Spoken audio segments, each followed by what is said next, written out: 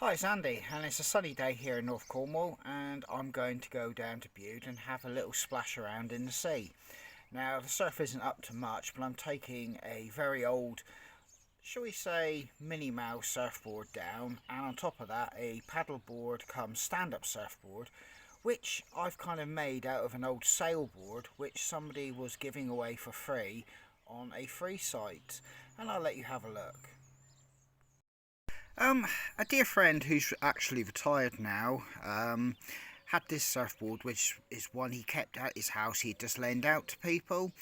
He's actually got some really nice expensive longboards and he takes it quite seriously. And he's a good all-round guy, lives in the Bude area. But anyway, he gave me a phone call and said this was going to the dump. It had served its purpose and it was pretty beaten. And I'll let you have a look. And he just basically said, do I want it, and could I, because he knew I used to make surfboards at one point, could I fix it up and just get it to a point I could use it for myself and the kids, which I have done. Now, it's yellowed because it's been left in the sun, and this board was his pride and joy at one point, but then it became a board he just lent to people. And as you can see, the nose has been repaired by myself very cheaply with solar res and products like that, so it hasn't been done properly, but it's been enough to get it back in the water cheaply. As you can see, a fin went in there and probably sliced right the way through, but I filled that out. Same with the nose. You can see the tail here, that's been totally smashed open. I filled that. You see it went right the way through, so I rebuilt that. Same here. A fin plug was pulled out. I've just filled that in, sanded it. The fin that was with this board, the whole base of it was totally smashed off and knackered. The shape of this fin, I've reprofiled it because it was a different fin shape, but it had obviously been run up on rocks and boulders and, and it was totally all smashed. So it's not the full size it would have been. It's been sanded down by myself just to give me a fin, and I've just pushed it in and got it tacked in place with a small bit of resin just to keep it there. So this surfboard is 8'2", and it's as thick as a door wedge. It's really floaty, and this is what we call our Frankenstein board. So this was going to the dump, but we've kind of managed to get it back in use for the grand sum of around £12 for all the solar res and that. And I don't think that's too bad to repurpose and get something back in. The kids use it, I use it, and it's our knock-around board. This is an old sailboard and it's about 14 feet long, absolutely massive, and it's just over 27 inches wide, and basically it was being given away. Nobody wanted it anymore, and they tried to sell it and it wasn't going anywhere, so they put it on a free site, and I picked it up end of last summer. Now I'm using this as a paddle board and a stand-up board. I've just got a small fin I've put in there just as a stabiliser.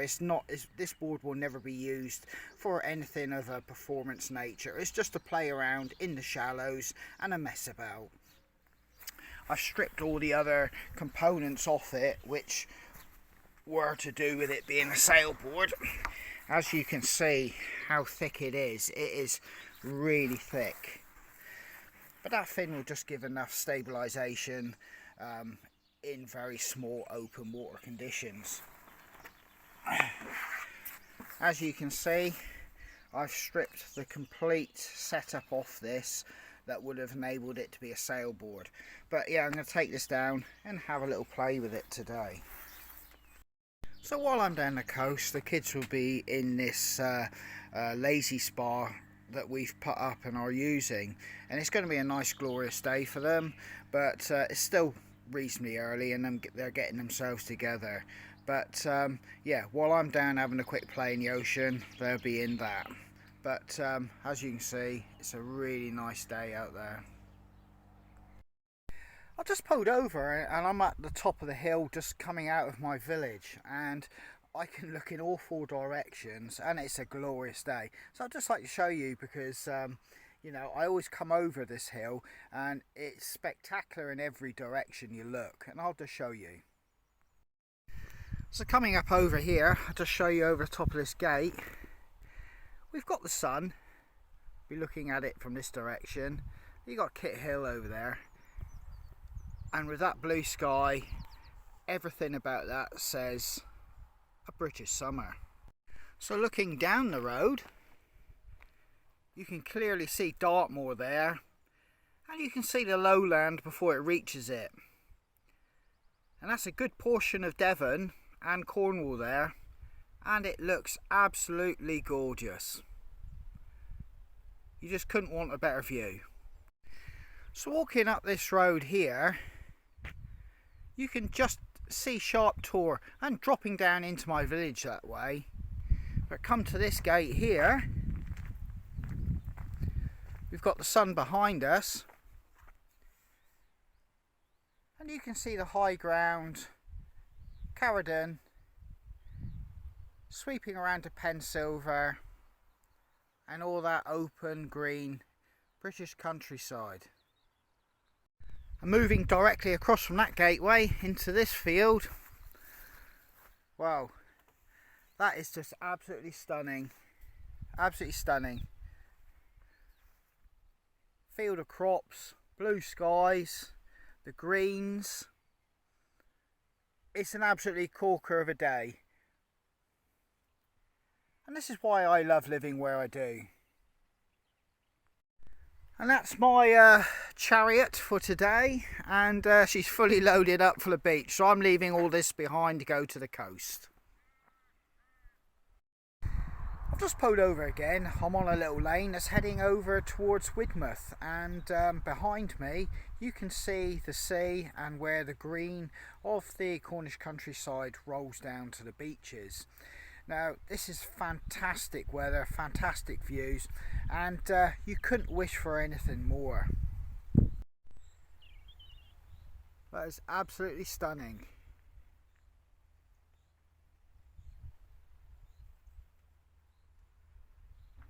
And obviously a caravan park because it's Cornwall and it's holiday season. So I've pulled up at the beach. It's a bit windy, but as you can see there's no real surf, so I'll be taking the paddle board in and just paddling around, but which somebody else is already doing, but it's looking really nice. Just put a bit of bunting up in recognition for my old boss. Got in the jacuzzi with the kids just to give it a try out, and it's looking and feeling nice.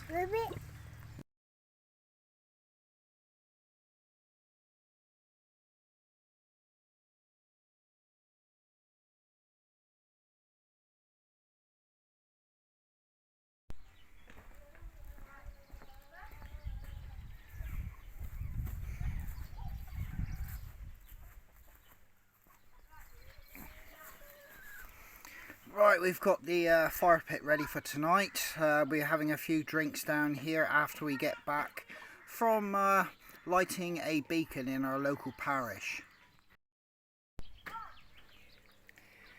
Yeah, so tonight we're going out to light a beacon for the Jubilee celebrations, and we'll end up coming back here and we'll light this fire pit. And I might even dig out the didgeridoo and play some music tonight.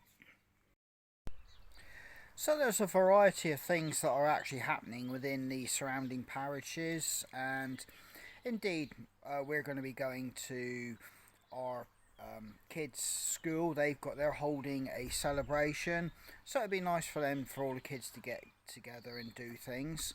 But tonight, like I said, we're going to the local parish where a beacon is being lit. Now, you know, that's going to be something special for the kids to see. It's not something that comes around that often. And tomorrow we're going to family further down into Cornwall, and that will be pretty British. We're having a scone, cream tea with jam and cream, and what we can put together as a very throw together British outdoors kind of picnic food day. You know, just keeping the theme going. So yeah, I'm looking forward to that. It's not going to do my waistline any good, but there you go. But yeah, I'm looking forward to tonight. Like you say, as long as the weather holds up like this, it's clear skies, so it's probably going to be a bit chilly. So you know, we won't be getting into the hot tub, I wouldn't suspect. But like I said, we'll have the fire. I'll probably, usually once I've had a drink or two, I usually get the didgeridoo out, you know, and make some noises. And yeah, we'll then make our way indoors and call it a night. And it's an absolutely stunning day. I know I keep hitting you with this particular view, but why not? Look at it, look at it. That is pure British countryside there. Valleys, woods, and clear blue skies. I've got a drink. It's absolutely gorgeous. Perfect day so far.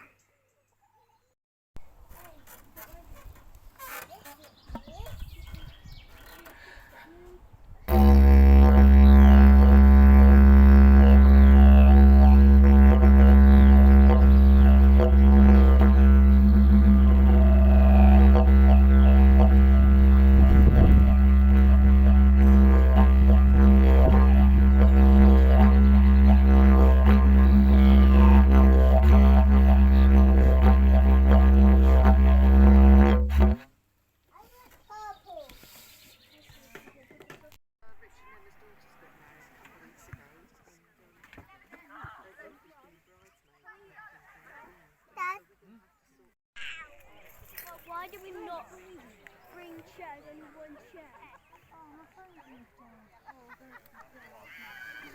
Shall I go and get it? The dad's got something. No, because it's been Ew! Looks like it. Oh, what's that, Mum? Now you know what it's like when I got it.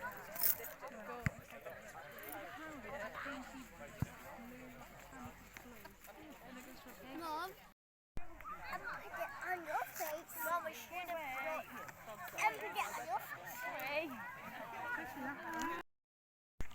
I've got the programme, what's happening here, and we will be singing a Cornish song of Trelawney, and we'll be saving God Save the Queen.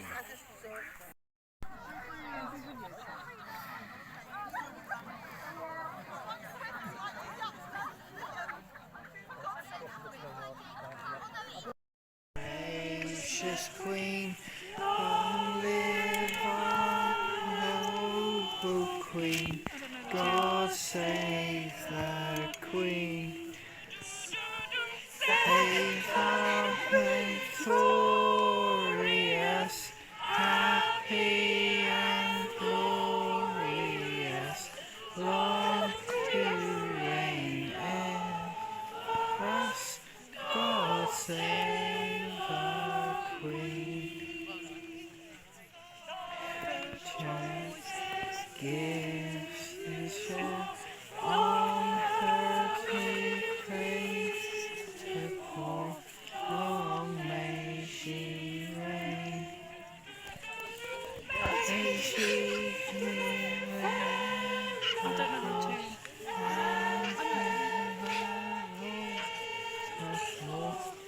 to sing with heart and voice. God save her.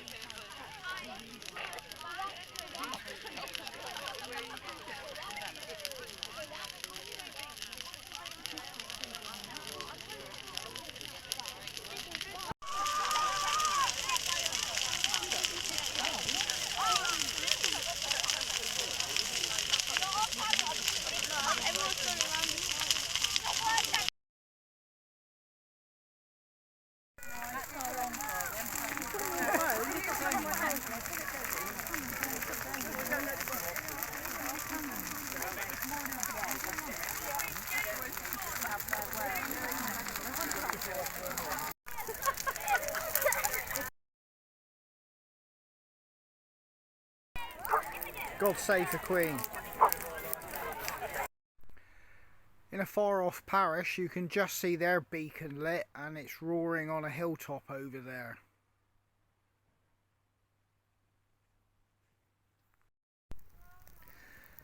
Just lit the fire and the kids are actually in the hot tub. I don't think I'll be joining them, but they're enjoying it.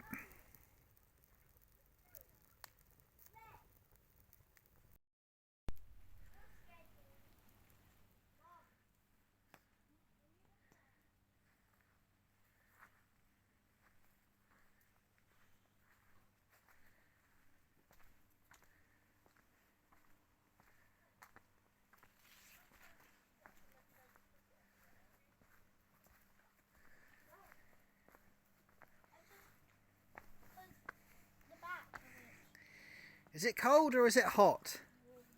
It's warm, is it? It's blue, purple. Alright, does it go red? Oh, it's red now. It's light. Now, Daddy's not going to come in just at the moment. I think I'll go by the bonfire. Bonfire? Ours down the bottom of the garden.